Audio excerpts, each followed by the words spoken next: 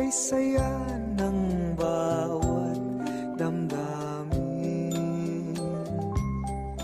ang tibok ng puso sa dibdib, para bang ulog na ng langit. Inig Pasko'y lagana, mayroong sigla ang lahat, wala ang kalungkutan, lubos ang kasayahan. Himig ng Pasko'y umiiral sa loob ng bawat tahanan. Masaya ang mga tanawin, may awit ang simoy ng hangin. Himig Pasko'y lagana, mayroong sigla ang lahat, wala ang kalungkutan, lubos ang kasayahan. Himig ng Pasko'y umiiral sa loob ng bawat tahanan. Masaya ang mga tanawin, may awit ang simoy ng hangin.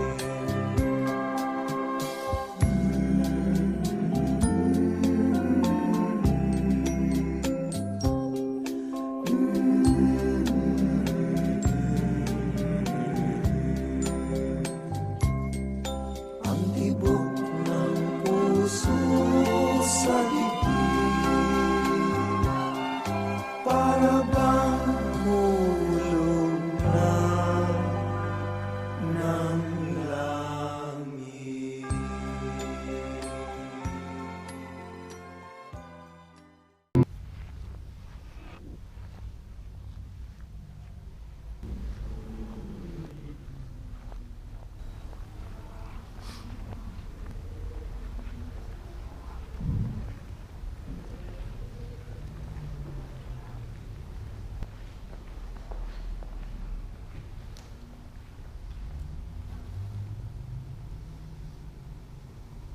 Sa ating misa ngayon ay Third Sunday of Advent sa paghanda sa ating Panginoon.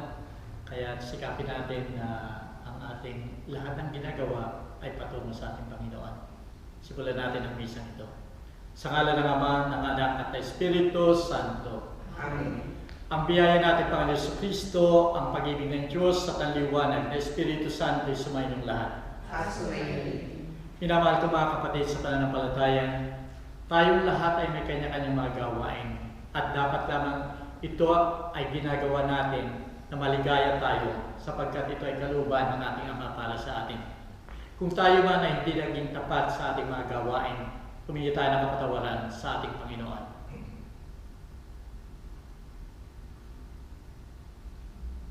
Ako'y nagkukumpisal sa Diyos na makapangyarihan at sa inyo mga kapatid, sapagkat lubha akong nagkasala sa isip, sa wika at sa gawa, at sa aking pagkukulang, dahil sa aking sala, sa aking pinakamalaking sala.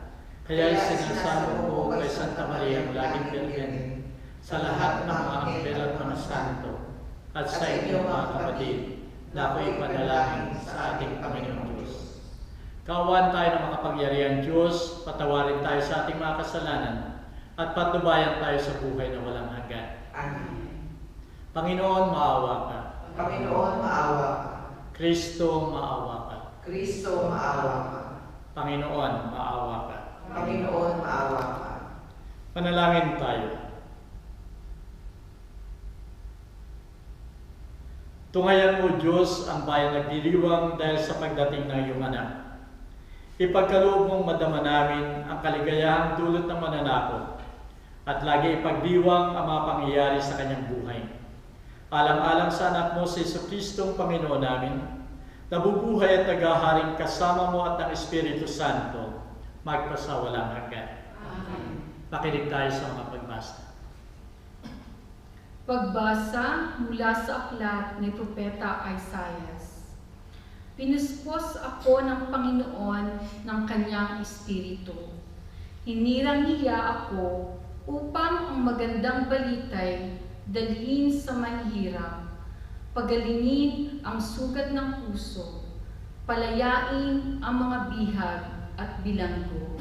Sinugo niya ako upang ibalitang ngayoy panahon ng iligtas ng Panginoon yaong mga tao na hinirang niya. At ang Jerusalem sa ginawang ito'y pawang malulugod, anaki dalagang gayak ay pangkasal, siya'y parang dinamtan ng kaligtasan at pagtatagumpay. Kung paano ang binhi ay tiyak na tutubo at sisibol, gayon din ang pagliligtas ng Panginoon sa bayang kanyang hinirang. Dahil dito, lahat ng bansa ay magpupuri sa kanya. Ang salita ng Diyos. Salamat sa Diyos. Nagagalak ang aking kaluluwa sa Diyos ko. Nagagalak ang aking kaluluwa sa Diyos ko. Ang puso ko'y nagpupuri sa Panginoon at nagagalak ang aking espiritu dahil sa Diyos na aking tagapagligtas, sapagkat nilingap niya ang kanyang abang alipin, at mula ngayon ako'y tatawaging mapalad ng lahat ng saling lahi. Nagagalak ang aking kaluluwa sa Diyos ko.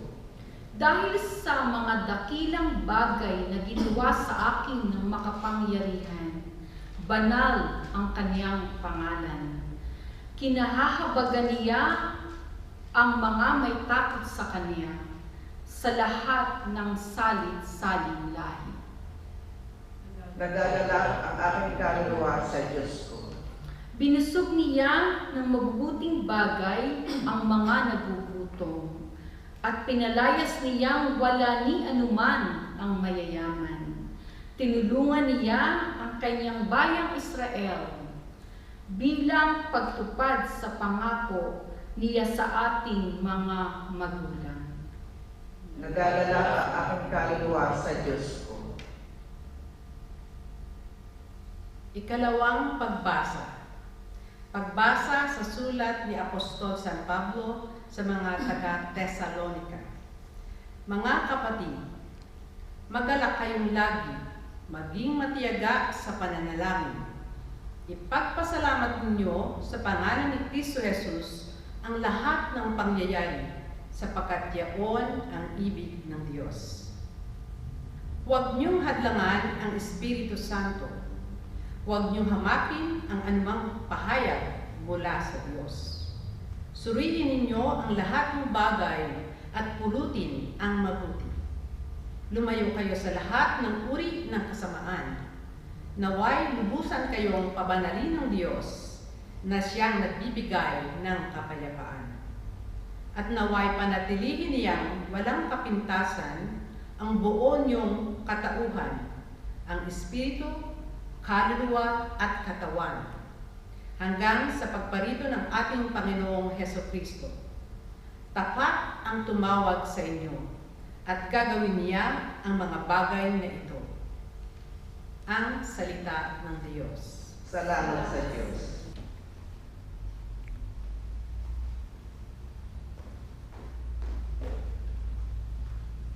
Alleluia, Alleluia. Ang Espiritu ng Panginoon ay sumasa akin. Sinugo niya ang mangaral ng Ebanghelyo sa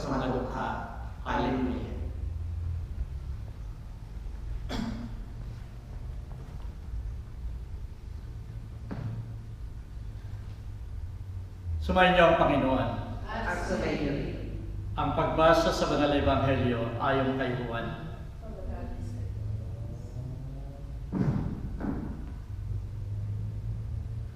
Nang panahon yun, ang Diyos ay nagsugo ng isang tao ng pangalan na Juan. Itinaparito bilang isang saksi upang patunayan ang liwanag, at nang sa gayon ay sumampalataya ang lahat sa pamagitan niya. Hindi siya ang liwanag, kundi ang saksi ng liwanag. Ito ang patutuo ni Juan nang suguin sa kanya ng mga Hudyo mula sa Jerusalem ang mga pari at mga Levita upang itanong sa kanya kung sino siya. Ipinagtapat ni Juan at hindi pinagkailan. Hindi ako ang Kristo, wika niya. Tinanong nila siya, kung gayon sino ka? Ikaw ba si Elias? Hindi ako, ang sagot niya. Ikaw ba ang propeta? Tumugon siya, hindi. Kaya't winigas sa kanya, sabihin mo nga kung sino ka, nang may maisagot kami sa mga nagsugo sa amin. Ano ang sinasabi mo tungkol sa iyong sarili? Ako aniya, ang tinig na sumisigaw sa ilang. Tuwirin ninyo ang daan ng Panginoon, gaya ng sinabi ni Propeta Isaias. Ang mga sinugo ay galing sa mga Pariseo. Muli silang nagtanong, bakit ka nagbibinyag kung hindi ikaw ang Kristo, ni si Elias na ang propeta? Sinagot sila ni Juan, ako'y nagbibinyag sa tubig. Nasa piling ninyo iyong hindi nyo nakikilala. Siya ang susunod sa akin at hindi ako karapat dapat na bumalag ng tali ng kanyang pangyapak. Ang mga nangyaring ito ay sa Betania, sa kabilang ibayo ng Jordan, na doon ay nagbibinyag si Juan. Ang salita ng Diyos. Purihin ka, O Kristo. Minamahal ko mga kapatid sa pananampalataya, maraming mga trabaho, mga gawain, nung una hindi natin pinapansin, sapagkat ito'y napaka-ordinaryong bagay lamang. Ordinaryo natin nakikita, tinutupad yung kalang mga tungkulin dahil yun ang kalang pinag-aralan, yun ang kalang profession. Pero nang dumating ang pandemya, yung mga gawain yun ay naging critical. At dahil ito'y mapanganib, naging importansya para sa lahat. At dito natin tinitingnan, actually lagi natin silang ipinapanalangin na sana maipagpatuloy nila yung kanilang mga gawain sapagkat ito'y napakahalaga sa ating kabutihan, sa ating kalusugan para sa lahat, sa mundo. Sa Philippine Journal of Public Health, issued September 3 ng taong ito, sinasabi dito na mayroong 6,735 na medical frontliners ang naging positive sa COVID-19. 27 sa kanila ang namatay. Sa buong mundo, mayroong 7,000 na medical frontliners ang namamatay na. Ito ay noong September pa. Aywan ko ngayon kung ilan na sila. Noong una, ang lahat ng ito ay napaka-ordinaryong bagay. Pero pagdating ng pandemya, ito'y napakahalaga para sa atin. At sinasabi nila na ito ay tawag ng profession, tawag ng kanilang tungkulin, nagampanan ang paglilingkod. Sa kabila ng mga dangers, sa kabila ng mga sacrifices nila, ipinagpapatuloy pa rin nila. Naririyan ang trauma sapagkat kahit nagka-COVID-19 na sila'y naka-recover, patuloy pa rin sila kahit sa kabila ng takot na maulit sa kanila. Naroon pa rin sila at naglilingkod at ginagawa yung mga tungkulin nila. Marami sa kanila nagkaroon ng depressions. Marami sa kanilang natakot sapagkat sa pag-uwi sa kanilang tahanan, sila'y natatakot na mga miyembro ng kanilang tahanan ay kanilang mahawaan. Ito yung mga doctors, nurses, yung maliliit na mga tao, mga janitors, lahat nagtatrabaho sa hospital. Yung mga tanod sa mga barangay na nagsisilbi doon na huwag makapasok yung mga tao may COVID sa kanila o makalabas ng tahanan, yung mga may sakit. Mga pulis, lahat ng mga volunteers, lahat sila ay may takot. Subalit lahat sila ay patuloy na naglilingkod. Dahil ito'y dala ng kanilang gawain. Nais silang maglingkod para sa lahat. At ito ay kasama sa aral ng ating Panginoon. Minamahal ko mga kapatid, sa banal na ebanghelyo ay makikita natin ang pinakasentro sa linggong ito ay si Juan Bautista. Last Sunday, naroon pa rin si Juan Bautista na siya ay dumating. Ito yung sinasabi sa Old Testament. At dumating siya last Sunday. Pero ang tinignan natin last Sunday ay yung misyon ni Juan Bautista. Sa linggong ito ang tinitingnan natin, yung identity. Sino ba si Juan Bautista? At sa banal na ebanghelyo ngayon, hindi sinasabi dito yung kanyang pangalan. Nagpakilala si Juan Bautista sa mga nagsugo, sa mga dumating sa kanya nagtatanong kung sino siya. Hindi ang kanyang pangalan, kundi kung ano yung kanyang ginawa at ginagawa patungo doon sa kanyang inihahanda na pagdating ng ating Panginoon. Una sa kanyang pagpapakilala, inalis niya yung mga akala ng mga tao. Akala nila siya ay si Kristo dahil ang daming sumusunod sa kanya. Ang daming naniniwala sa kanyang aral. Pero sinabi niya, hindi ako ang Kristo, hindi ako ang Mesiyas. Hindi rin siya si Isaias. At ito'y namin niya na hindi siya ang propeta na nagbalik galing sa Old Testament na makapangyarihan at magliligtas sa lahat. Sa kanyang pagpapakilala, ang sinabi niya hindi pangalan kundi yung kanyang gawain. Sinabi niya, ako ang tinig na humihiyaw o sumisigaw sa ilan. Patagin ninyo ang daan ng ating Panginoon. Ang kanyang trabaho ay ipahayag ang pagdating ng ating Panginoon. Ipaghanda at ipahayag ang darating na Mesiyas. At ang darating na Mesiyas para sa kanya ay isang makapangyarihan, isang dakila. At dahil dito siya ay nagpakababa. Hindi niya inamin ang lahat na siya ang Kristo, kundi siya ay nagpakababa. At ito'y nagawa niya upang ang ating Panginoon ay maitaas niya. Sinasabi niya, ako ay walang karapatan na magtanggal ng tali ng kanyang pangyayari. Ako ay walang karapatan na yumukod sa kanya sapagkat siya ay napakadakila. Ito ay nagawa niya lahat dahil sa kanyang kababaang loob. Minamahal ko mga kapatid, ano ang kahulugan o ang message nito para sa atin? Tayong lahat ay may kanya-kanyang mga gawain. May kanya-kanya tayong mga trabaho, mga profession tayo. Sa ating tahanan ay may gawain tayo. Sa inyong trabaho, opisina ay mayroong kanya-kanya kayong posisyon o gawain. Sa ating community, sa ating simbahan ay may kanya-kanya tayong responsibilidad at gawain. Ang lahat ng ito ay napaka-importante.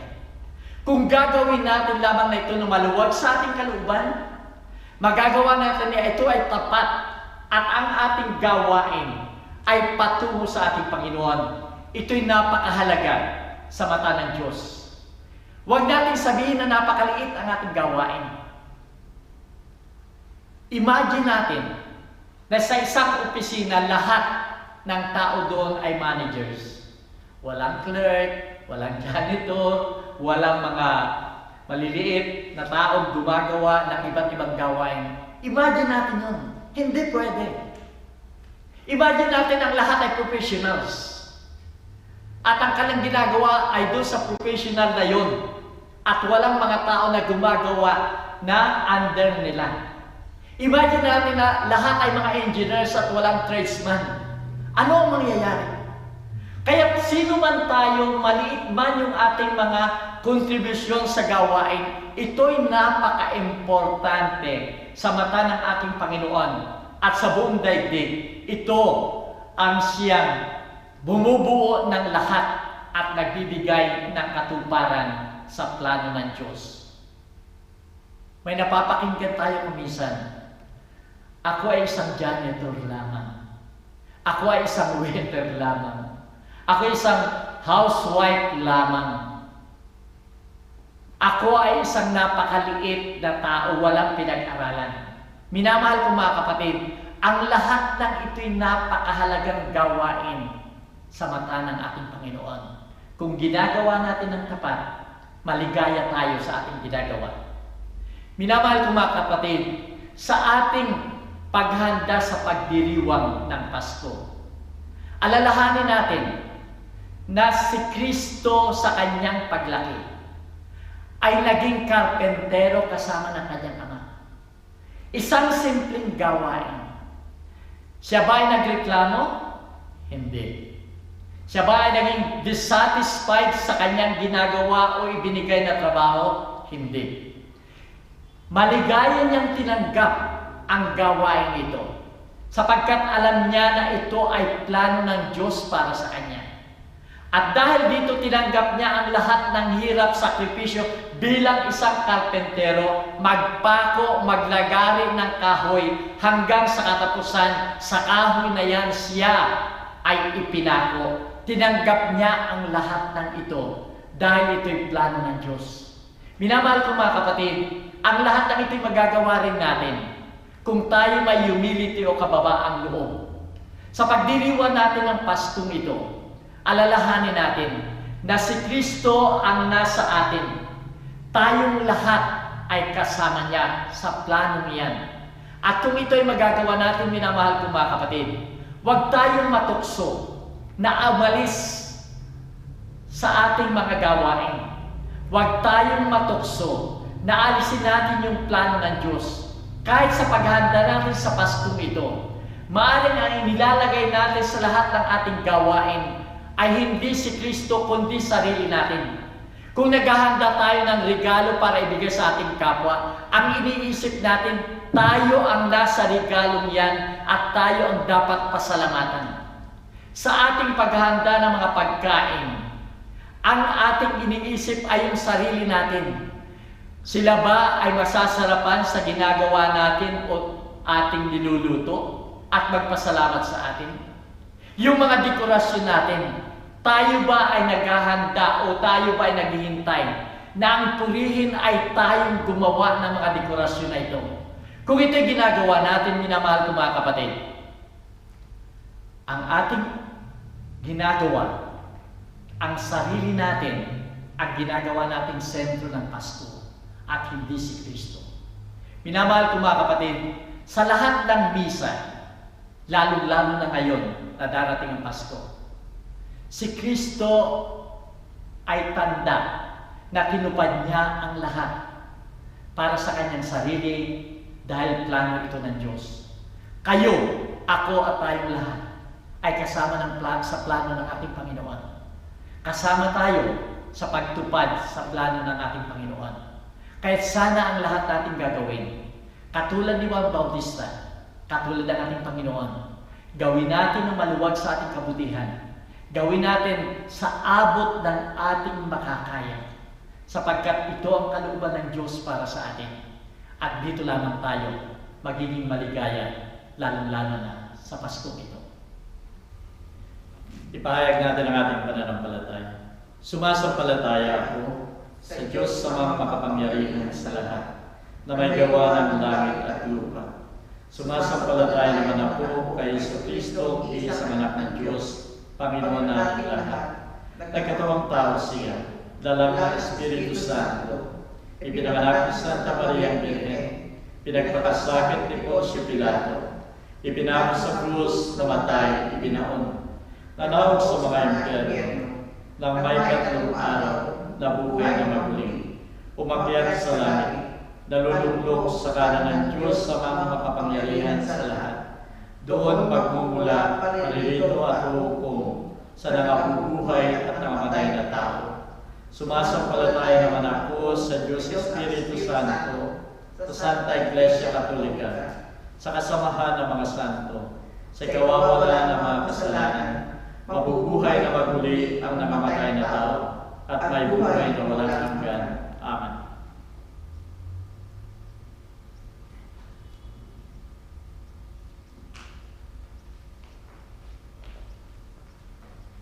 Panalangin ng bayan. Habang pinagdinilayan at ipinagdiriwang natin ang pagkakatawang tao ng anak ng Diyos, idalangin natin sa Diyos Ama na idulot niya sa atin ang pusong nag-uumapaw sa tuwa upang higit nating maibahagi sa iba ang kanyang kabutihan at sagutin natin ang bawat panalangin. Panginoon, dinggin mo kami. Panginoon, dinggin mo kami. Para sa simbahan at sa mga naglilingkod sa simbahan, naway ipagtanggol nila sa lahat ng pagkakataon ang dignidad at kasagraduhan ng buhay ng tao. Manalangin tayo. Panginoon, dinggin mo kami. Para sa mga leader ng mga bansa, naway labanan nila ang lahat ng uri ng karahasan at paghamak sa tao. Bumuo ng mga batas na manananggol sa mga maliliit sa lipunan at gumawa ng hakbang upang makamit ang katarungan at para matuldukan ng salot na ito. Manalangin tayo sa Panginoon. Panginoon, dinggin mo kami. Para sa mga nagdaranas ng kahirapan, sanhi ng mga kalamidad at ng pandemya, sana'y ay magkaroon ng mga taong tutulong at kakalinga sa kanila. Manalangin tayo sa Panginoon. Panginoon, dinggin mo kami. Para sa mga doctors, nurses at mga frontliners upang pagkalooban sila ng Diyos ng lakas ng pangangatawan at pag-iisip sa kanilang pagtupad sa tungkuling maglingkod sa kapwa. Manalangin tayo sa Panginoon. Panginoon, dinggin mo kami. Para sa mga may sakit, lalong-lalo na yung nagdanas ng hirap dahil sa COVID-19, na sana ay bigyan sila ng kagalingan na nagmumula sa pagmamahal ng Diyos. Manalangin tayo sa Panginoon. Panginoon, dinggin mo kami. Ipanalangin din natin ang ating pansariling intensyon.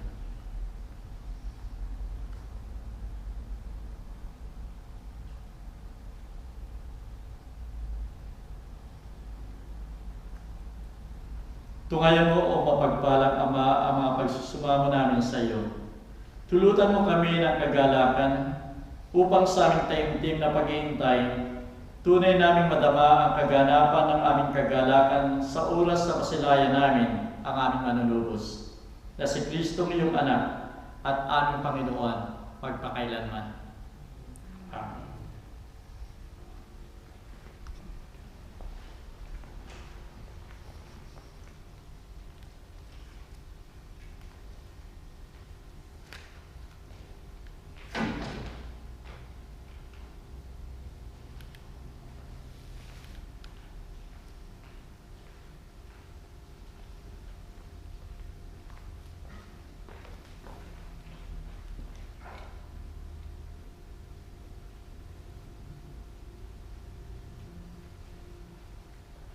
Purihin ka, Panginoon Diyos, sa lahat ng kinapal sapagkat siyang kabutihan ay tinanggap namin ang tinapay na inialay sa iyo, na galing sa lupa at pinagpaguran ng tao, upang maging tinapay na magdudulot sa amin ng buhay na walang hanggan.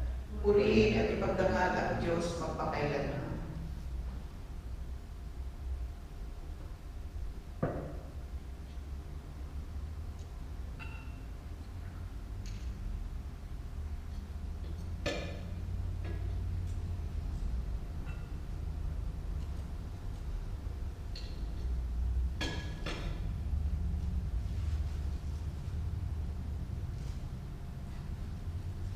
Purihin ka, Panginoon Diyos, sa lahat ng kinapal sapagkat sa iyong kabutihan ay tinanggap namin ang alak na inialay sa iyo, na galing sa punong ubas at pinagpaguran ng tao, upang magiinumin ang aming kaluluwa. Purihin at ipagdangal ang Diyos magpakailanman.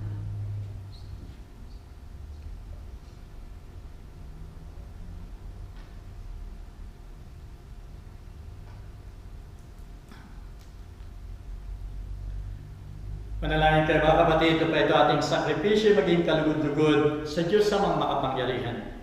Tanggapin naman ng Panginoon itong sakripisyo sa iyong mga kamay, sa kapurihan niya at karangalan, sa ating kagagaling at ng buo niya ng Iglesia Banal. Hiniling namin, Panginoon, na tanggapin mo sana ng buong giliw ang handog ng aming paglilingkod.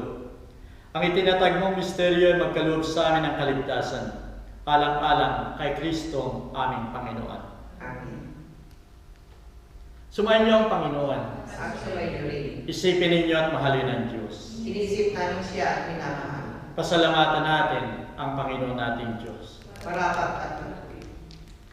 Tunay ngang marapat at matuwid ang kupatakaagaling na magpasalamat kaming lagi sa iyong mga banal, Diyos na makapangyarihan at walang hanggan, alang-alang kay Kristo aming Panginoon. Na magkatawang tao siya at magpakababa, tinupad niya ang itinakda mo nung una, at binuksan sa amin ang daan ng kaligtasan. Ngayon ay naghihintay kami at umaasa na makakamta ng kaligtasan ipinangako. Pagdating na muli ni Kristo aming Panginoon, na puspos ng kalwalatian. Kaya kasama na makapal na mga anghel sa kalamitan, ay pinagbubunyi namin walang humpay ang iyong kalwalatian. Santo, Santo, Santo Panginoong Diyos na makapangyarihan, napupuno ang langit at lupa ng kalwalatian. Hosana sa kaitaasan, pinagpala na parilito sa ngalan ng Panginoon. Hosana sa kaitaasan. Ikaw nga, Panginoon, ay tunay na banal at sa'yo nagugulang lahat ng kabanalan. Basbasan mo sana mga kaloob na ito sa pamagitan ng iyong Espiritu, upang sa aming kapapanuto ay maging katawan at dugo ni Jesucristo aming Panginoon. Bago siya pahirapan at magpakasakit, kinuha niya ang tinapay. Nagpasalamat sa iyo. Hinati yun at ibinigay sa kanyang mga alagad na ang wika. Tanggapin ninyong lahat ito at kanin. Ito ang aking katawan na iyahandog ng dahil sa inyo.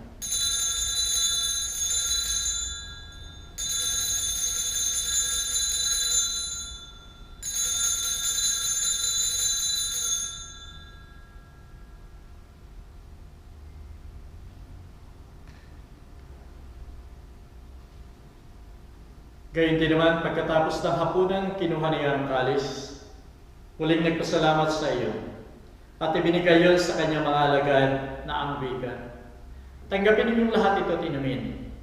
Ito ang kalis ng aking dugo. Dugo ng bago at walang hanggang tipan, na sa inyo sa lahat ay bubuhos sa kapagpapatawad ng mga kasalanan. Gawin ninyo ito bilang pag-alaala sa akin.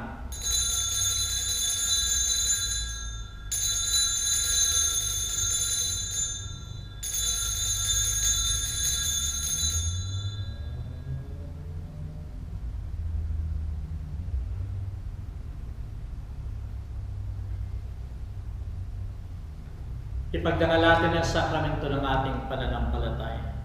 Si Kristo'y namatay, si Kristo'y nabuhay, si Kristo'y babalik sa wakas ng panahon.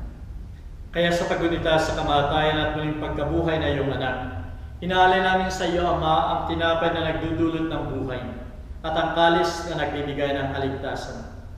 Nagpapasalamat kami sa iyo sapagkat minarapat mo kaming tanggapin sa mahal mong harapan upang maglingkod sa iyo. Pakumbabang isinasama namin na kami makikinabang ng katawan at dugo ni Kristo ay pag-isahin ng Espiritu Santo. Alalahanin mo, Panginoon, ay iyong simbahan sa buong daigdig, kasama Santo Papa si Francisco, kami Arsobispo si Anthony at lahat ng mga pari. Gawin mong ganap ang iyong simbahan sa buklod ng pag-ibig. Alalahanin mo rin ang mga kapatid na nahimlay at umaasa muling mabubuhay at lahat ng mga yumao. Tanggapin mo sana sila sa malwalhati mong harapan. Maawa ka sa aming lahat. Gawin mo kaming marapat na pumasok sa buhay na walang hanggan, kasama ni Maria Biring Ina ng Diyos, kasama ng mga apostol at lahat ng mga banal, na tumupad na iyong kalooban sa lahat ng panahon upang magpuri sa iyo, alang-alang kay Jesucristo ang anak mo. Sa pamagitan ni Kristo, kasama niya at sa Kanya, o Diyos sa mga makapangyarihan, ikaw ay pinupuri at ipinagdarangal, kaysa ng Espiritu Santo, magpasawalang hanggan. Amen.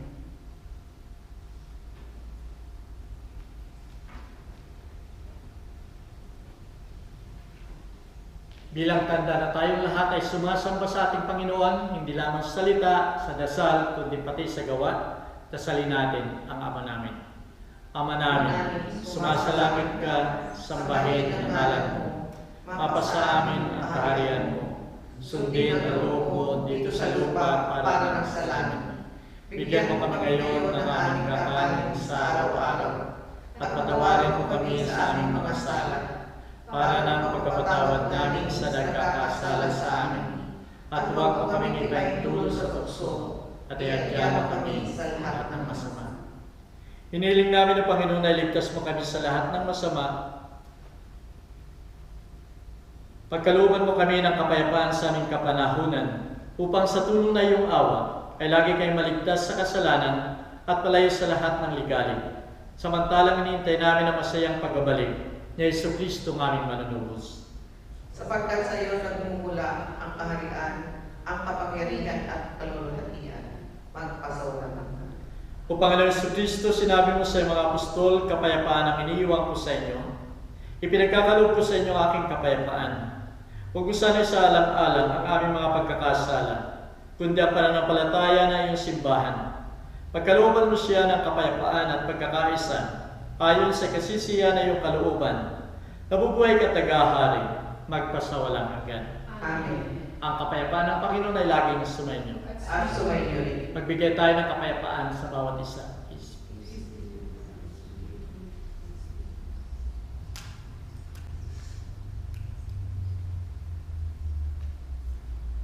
Kordero ng Diyos, nag-aalis ng mga kasalanan ng sanlibutan, maawa ka sa amin.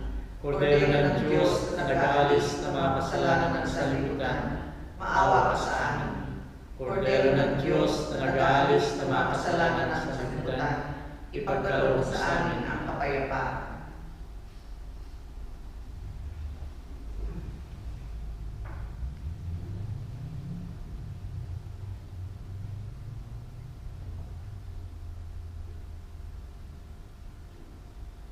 Narito ang kordero ng Diyos, narito siya nag-aalis ng mga kasalanan ng sanlibutan. Mapapala tayong tatanggap sa kanyang piging. Panginoon, hindi ako dapat na magpatuloy sa iyo sa aking katawan, ngunit sa isang salita mo lamang ay gagaling na ang aking kaluluwa.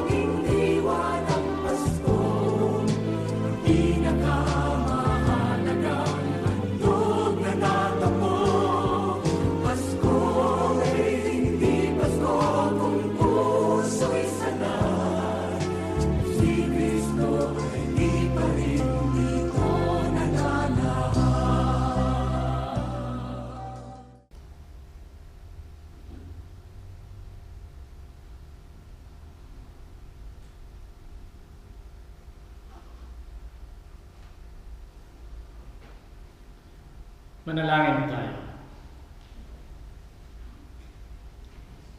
Hiniling namin ng Panginoon ang iyong awa upang sa tulong na kaloob mo ay luminis kami sa mga kasalanan at maihanda ang sarili sa mga pistang dumarating, alang-alang kay Kristong aming Panginoon.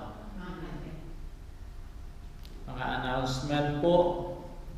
Simula sa Wednesday ay magsimula yung simbang gabi dito sa simbahan ito ng 4:30 in the morning hanggang December 24, at ang misa sa 24 ng gabi ay 9 o'clock. Lahat ito ay mga Pilipino na misa. At simula sa linggong ito ay tinatanggal ng Archbishop ng Archdiocese of Sydney ang dispensation na hindi magsimba kung linggo. Kaya pasimula ngayon ay magiging Sunday obligation na yung pagsimba. Kaya inaanyayahan ang lahat na sumimba na sa linggo at hindi lamang sa online mass. Ito ay dito sa Archdiocese of Sydney.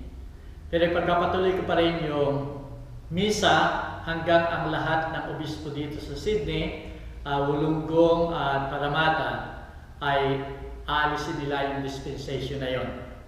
Kaya yung mga taga-Sydney, kung gusto ninyong pumunta pa rin dito sa misang ito, pwede niyong gamitin yung mga readings, yung mga homilies para sa inyong reflection, para kung kayo ay pupunta sa simbahan para makiisa sa misa at komunyon, ay nagkaroon kayo ng reflection sa mga readings at maaaring makatulong sa inyo sa inyong selebrasyon ng misa sa loob ng simbahan. Kaya yun ho ang isang napakahalagang announcement, dahil ang binigyan na tayo ng mga sa restriction ay yung dami ng sumisimba ay pinarami na, at karamihan sa mga simbahan na malalaki ay pwede lang i-accommodate yung mga parishioner, kaya lahat ay inaanyahang pagbalik sa ating simbahan, sa ating community ng mga naniniwala at sumasamba sa ating Panginoon. Maraming pong salamat. Ganon din yung patuloy na gusto pa rin yung tumulong sa Pilipinas at wala kayong paraan para maibigay yung tulong na yon. Ako pa rin ay patuloy na nagpapadala ng mga tulong na ibinibigay sa akin sa Cagayan at Isabela. Kaya maraming salamat sa lahat ng mga tulong ninyo. Sumayin niyo ang Panginoon. At sumayin. Naway pagpalain kayo ng makapangyarihang Diyos Ama, Anak at Espiritu Santo. Amen. Pumahay tayong mapayapa, tapos na ang misa. Salamat sa Diyos.